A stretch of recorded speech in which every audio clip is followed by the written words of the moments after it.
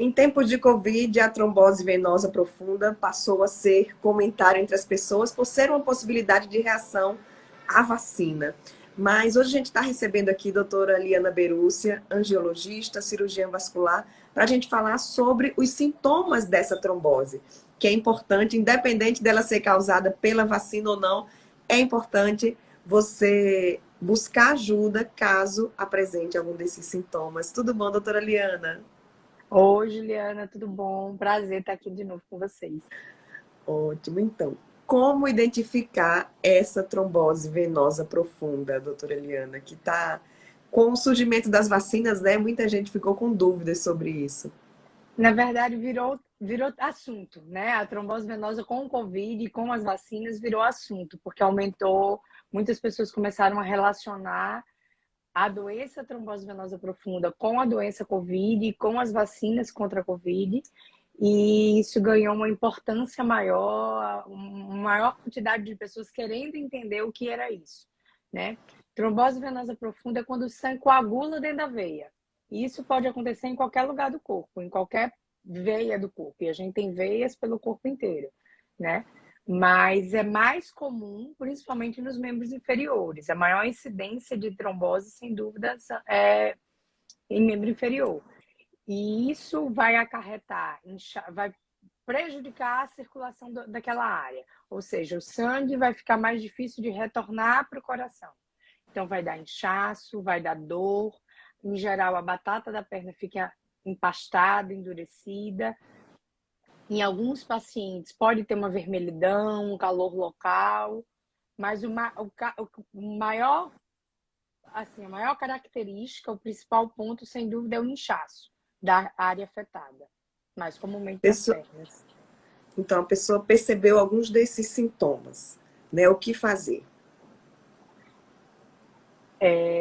Procurar um médico especialista, procurar um pronto-socorro, né?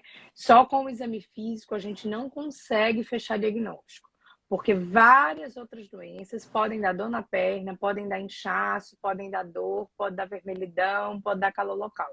Né? Então, assim, não é um quadro clínico, dificilmente o paciente vai ter todos esses sintomas com trombose venosa. E então, às vezes é uma dor discreta, um inchaço discreto. Mas outras doenças também podem dar tudo isso junto e não ser uma trombose venosa.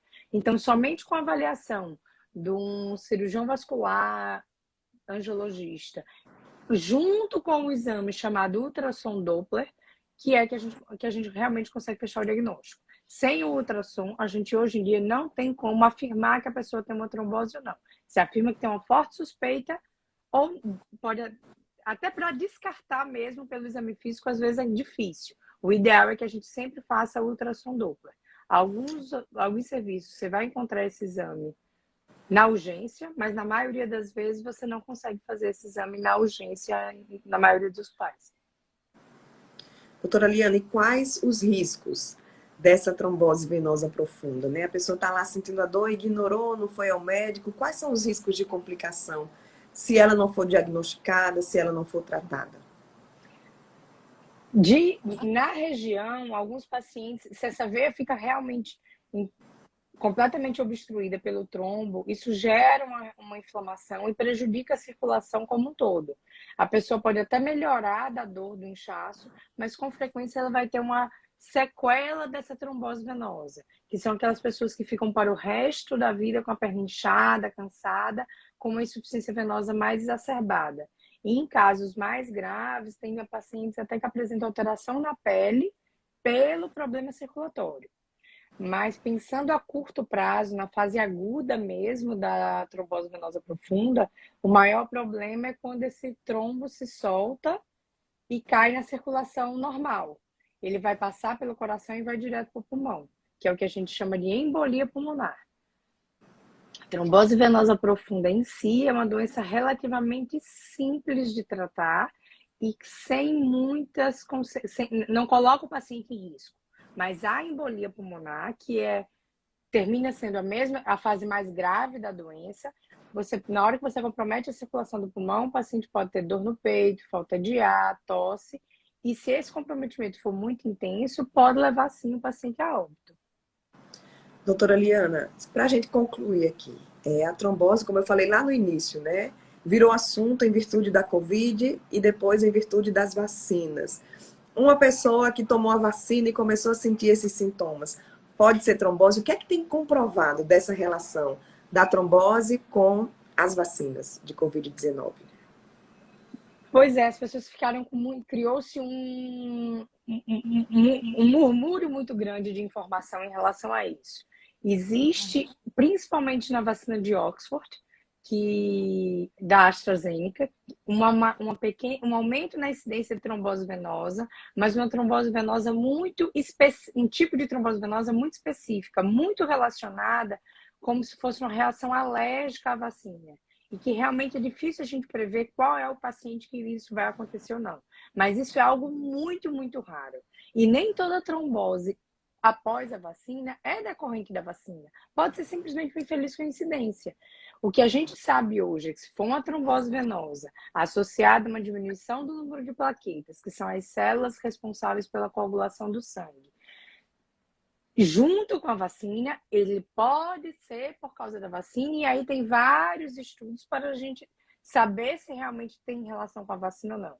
O que a gente viu foi um medo muito grande, o medo do novo, que é natural ter esse medo, mas as vacinas, a chance da pessoa ter trombose por causa da vacina é muito menor, por exemplo, do que a pessoa viajar de avião, do que a pessoa fumar, do que a pessoa tomar um anticoncepcional. Todas essas outras coisas que a gente faz com muito mais naturalidade, com muito mais tranquilidade, tem um risco muito maior de uma trombose venosa do que simplesmente tomar uma vacina. Então, você já emendou aí para a gente concluir. A minha última pergunta é como prevenir, quais são os fatores de risco? O que é que a pessoa pode fazer para prevenir? Independente da causa, né? Vacina ou não, como é que a gente pode prevenir a trombose venosa Evitar passar profunda? muito tempo parado na mesma posição, né? Em algumas situações isso não tem como a gente evitar, mas, por exemplo, viagem de avião, que é uma dúvida relativamente frequente. Voos acima de 3, 4 horas, pelo tempo que você passa sentado, ainda mais nas classes econômicas, que cada vez as cadeiras estão mais apertadas, a gente não consegue esticar a perna, não consegue andar. Então, você lentifica muito a circulação. Você tende a ficar desidratado, a gente costuma não beber água para não ter que levantar para ir ao banheiro, e tudo isso piora, aumenta o risco de trombose. Então, qual é a recomendação? A cada 1 ou 2 horas andar, mudar de posição. Se você não pode andar, fazer exercícios que contraiam a panturrilha, mesmo sentado, levantando a ponta dos pés, rodando o pé para um lado para o outro. Beber bastante líquido, você tem que se manter hidratado, porque a desidratação aumenta o risco de trombose venosa. Evitar bebida alcoólica em voos, porque a bebida alcoólica provoca uma desidratação, né?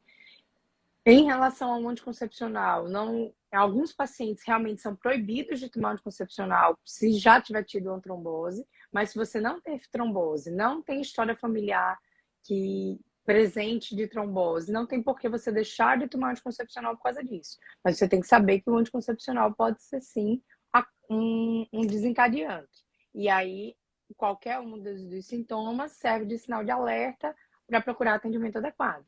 Doutora Liana, e com relação aos hábitos de vida, atividade física, a questão da alimentação, também tem relação com a prevenção? Diretamente não, mas sem dúvida pessoas saudáveis tendem a permanecer saudáveis, né? Porque uma pessoa que tem um hábito, a atividade física como hábito de vida, né? O ideal é que a gente faça pelo menos 4 vezes por semana. 3 vezes é muito pouco. 2, 3 vezes por semana, o benefício que você tem não é o suficiente a médio e longo prazo. Então, manter a atividade física, beber 2, 3 litros de água por dia e ter uma alimentação saudável, rica em fibras, vai melhorar sua saúde como um todo, vai melhorar a saúde da sua circulação e, consequentemente, diminuir os riscos de trombose. Porque pessoas que têm, por exemplo, insuficiência venosa crônica, que é as famosas varizes, elas têm um risco maior de ter trombose venosa. Então, se você faz uma prevenção em relação às varizes, indiretamente você também está fazendo uma prevenção em relação à trombose venosa profunda.